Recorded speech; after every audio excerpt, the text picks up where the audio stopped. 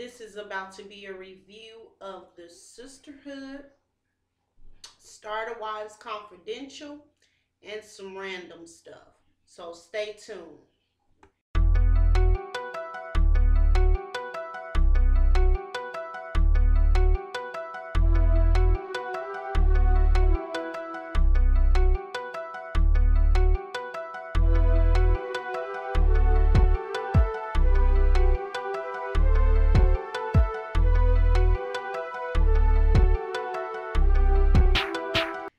Hey everybody, thank you so much for watching Gem Spot TV. Diamonds and gents, what's happening? How your mama doing? Daddy doing? How about doing? How you doing? All right, let's dive on into this TLC lineup. So TLC lineup now is the Sisterhood and Starter Wives Confidential. Now, let's talk about the Sisterhood.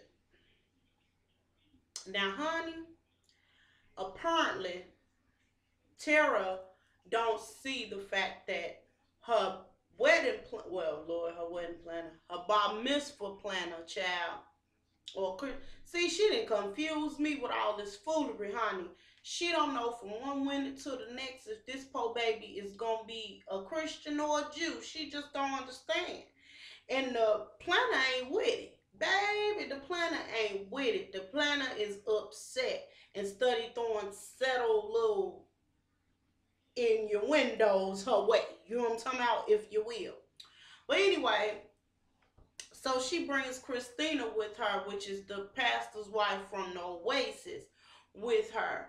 And Christina is trying to like put a little knowledge on her, like, boo, do you realize that this is like secular religious or whatever? This is not, politically correct. This ain't nothing that you want to do. This is something you shouldn't be doing. But apparently she don't get it. So Tara like, well, I was holding my baby. She went back on cloud 27 somewhere, y'all. She said, I was holding my baby, and the Holy Spirit told me that he was going to be the first black and Jewish president. Christina said, oh, I thought Obama had. She was like, no, black and Jew. And so the planner then was like, oh, parents try to raise their children to be open-minded and have open-minded views and all this and that in your windows. And Christina like, yeah, but when you get through, people ain't gonna see it like that. And so y'all message me, comment, let me know what you think about that. Do you think that Tara should prepare her sons for the real world and what people really will have to say about what it is that, how they raising their children? Far as should they be seeing color, or should they really be raising them as black and Jewish children? What you think? Comment below. So anyway, moving on from that. So Christina had been planning this big ball, so to speak, for the who's who of Atlanta to come to so that they can raise money or whatever. So Christina goes to ask Tara, like, okay, you're going to come to the ball.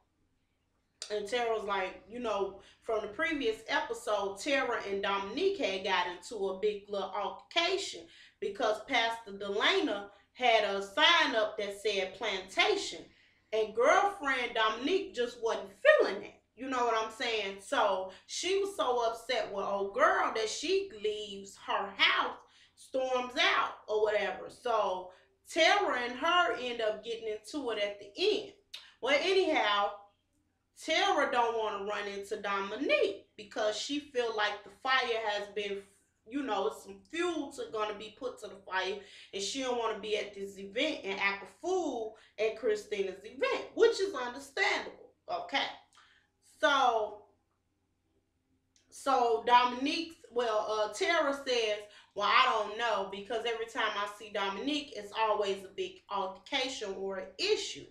it's no reason for somebody to be just stupid ghetto with it. That's how these her words. Stupid ghetto with it and not know how to conduct herself like a lady in public.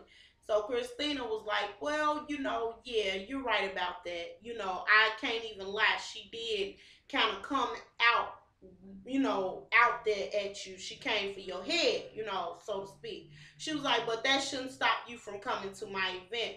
So Tara really not wanting to come because of Dominique, finally say okay to Christina. So meanwhile, she started giving her little indoor windows like, I don't want to go, you know what I'm saying? But finally she said, okay, I'm going to go.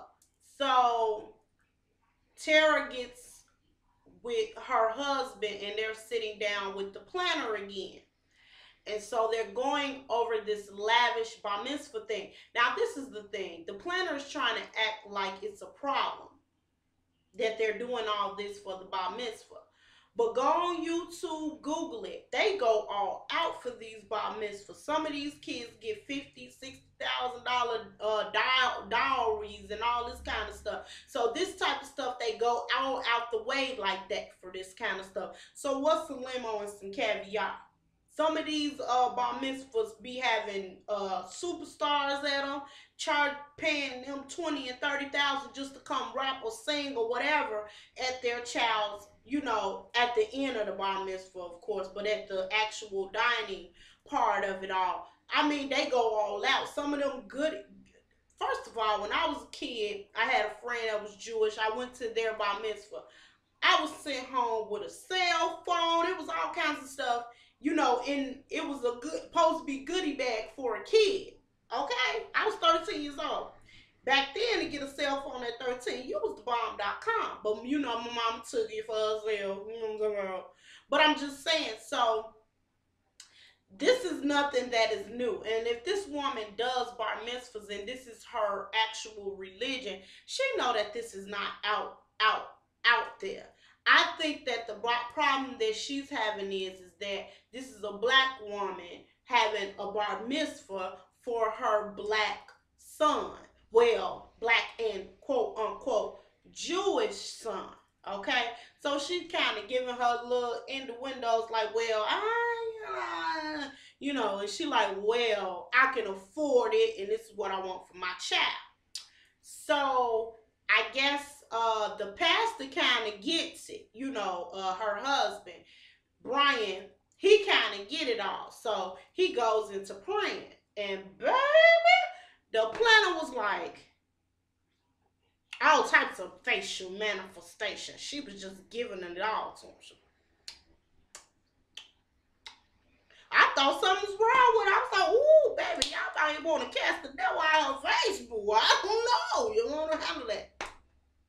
So they pray anyway.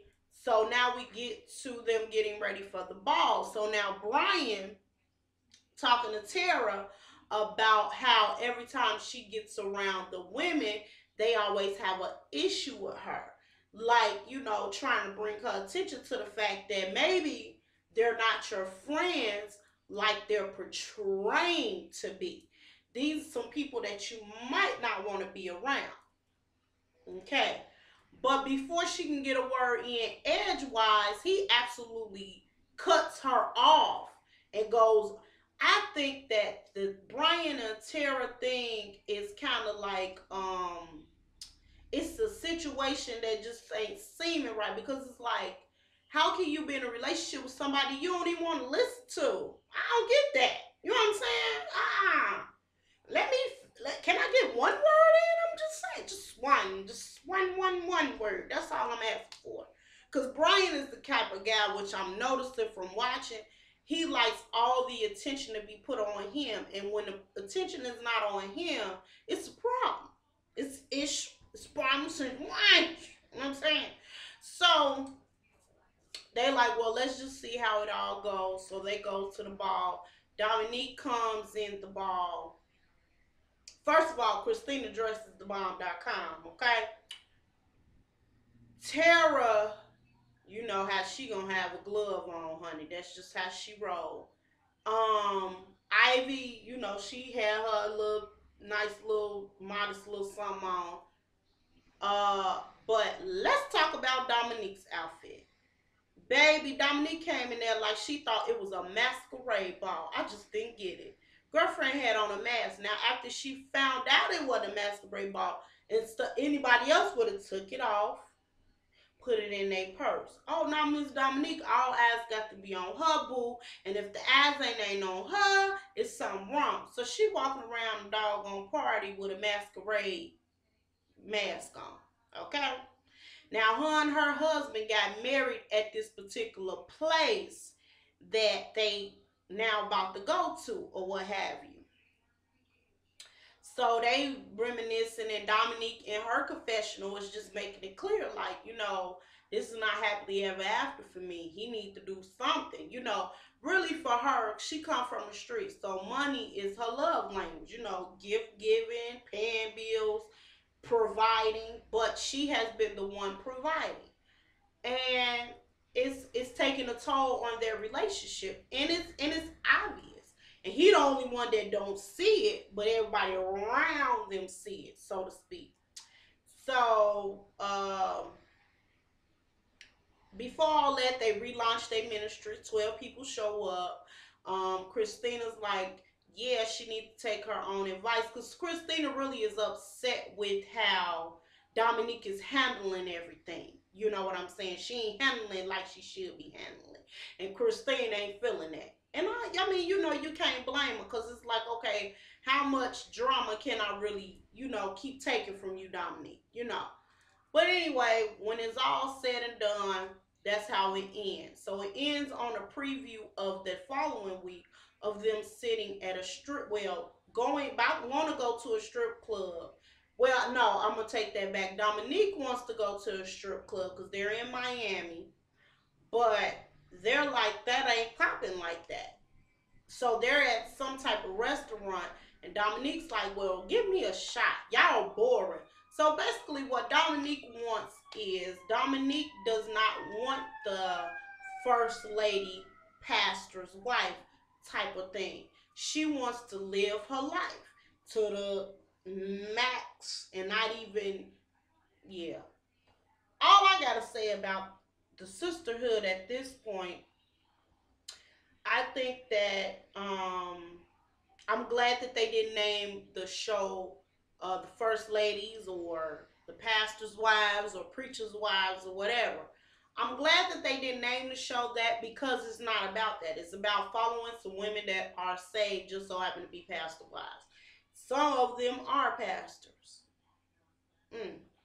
Something to think about. But anyway, moving on from that. So, baby, let's get into the juice of it all. Now, here you go. You got the starter wives. You got DMX ex-wife.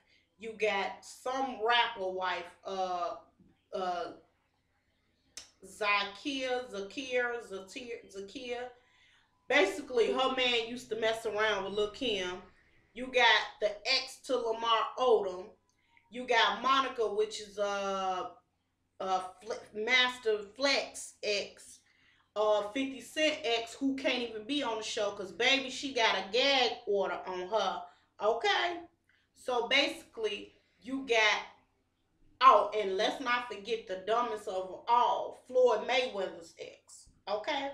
So, let's talk about these ex-wives. Now, Monica seems to be the chick that is like, quote unquote, the one that brought them all together or is in charge. She seems to be like a Shawnee O'Neal, if you will. Okay? So she seemed to be the one to run everything. Okay? DMX wife, basically, I want to go to her first because I feel for her story the most, because she was an actual wife. Okay? The rest of them was girlfriends, except Flex Woman. Okay.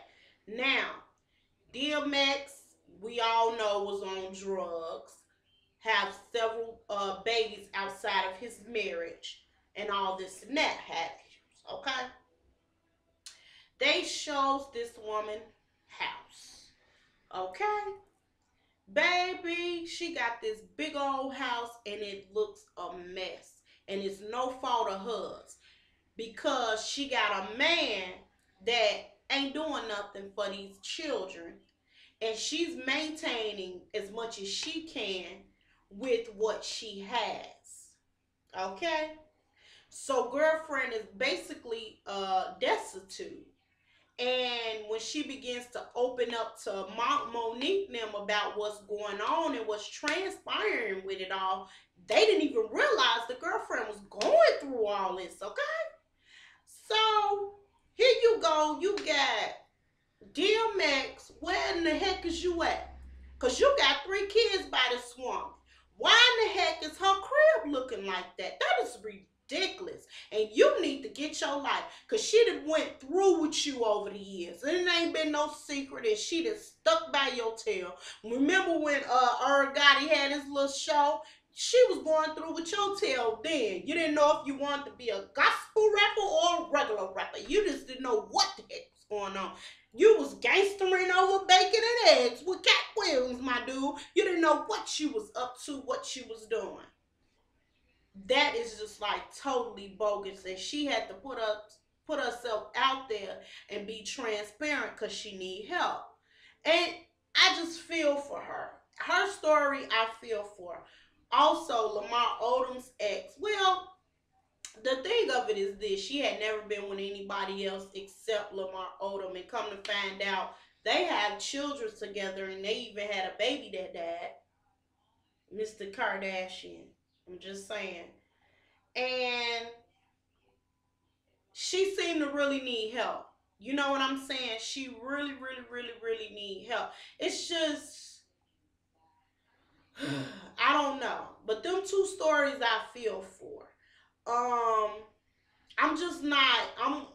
I'm not here for Zakia or Zakia or whatever her name is. I ain't here for her.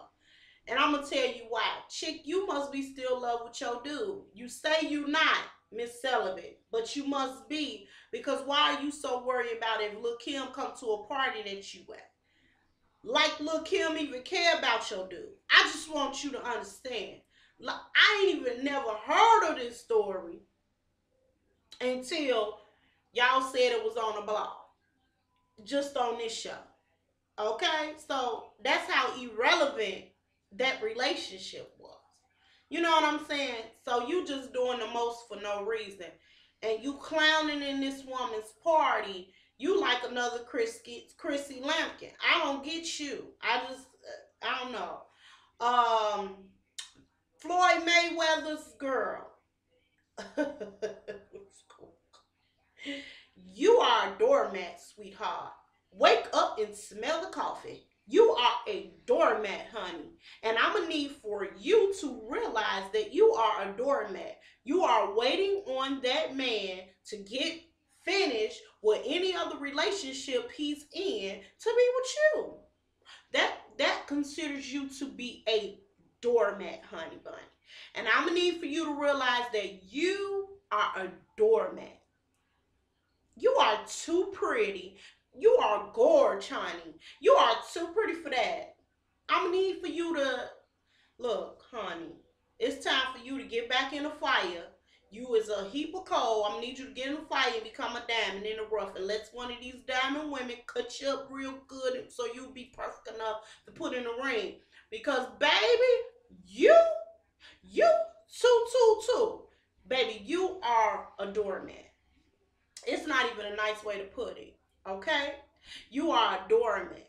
You are a doormat. You done got your butt towed up, beat up, black out all. You understand me? And you still talking about you want this man? Doormat. You too pretty for that. Too pretty for that. That's all I gotta say about that one. And I'm gonna leave it at that. You know, you can play the fool so many times, but how many times you gonna let him break up to make up? No, baby, that ain't all you got in your life to do, okay? And I'm one that been there, done that with my husband. I ain't never been secretive about what I've been through in my marriage, but I was not a doormat. I wasn't waiting.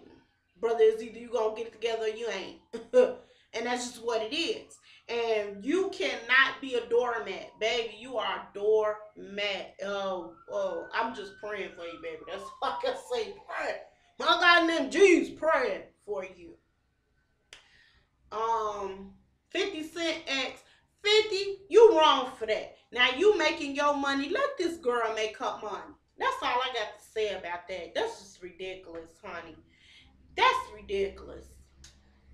Yeah, I said it. You make your money, you can go wherever you want. But this poor woman can't even get on the show. During recording, you had your lawyers hit her. Baby. I don't know. Starter wise, I'm trying to see if I'm gonna feel this show. Sisterhood looks like it's gonna pick up the next show. But that's it. That's my review. Let me know if anybody's been watching the Carrie Bradshaw Diaries, the prequel, and let me know how it was and how it is. I was trying to get into it, but when the first episode come on, it didn't grab me. You know what I'm saying? So I'm the kind of person, if it don't grab me, I don't have that kind of time. Okay? But anyway, thank you so much to all the new subscribers, to Carol Mitchell. I thank you. I love you, my diamond sister. Thank you so much for retweeting my videos, for showing the love you show to my channel. I appreciate you so, so, so very much. Thank you, thank you, thank you, thank you, thank you. And to all those, go check her channel out, okay? Carol Mitchell. Just type in Carol Mitchell. She's an author. She does real cute questions and she don't play with them though. But anyway, go check her channel out and subscribe. I think next Monday I'll have the link to her channel down below when I do my regular and formal shout outs. But I had to give you a quick shout out. And to Isiah, I have to give you a shout out as well. That is my diamond. That is my diamond gent. You know, he had a king status with me. That's my boo. I thank you so much. Thank you, thank you, thank you. Now, this Saturday, don't forget to check out the radio show. I will be interviewing Tiana Von Johnson. You don't want to miss it. And then I will be interviewing February 9th, Rodney Perry, one of the baddest comedians that didn't hit the scene. Okay? Check it out. Don't want to miss it. All right, diamonds, you are the toughest material on the earth, ladies, and there is none like you. Gents, you're no longer boys when you watch this channel. And to all my darlings, appreciate you, babies. Mwah.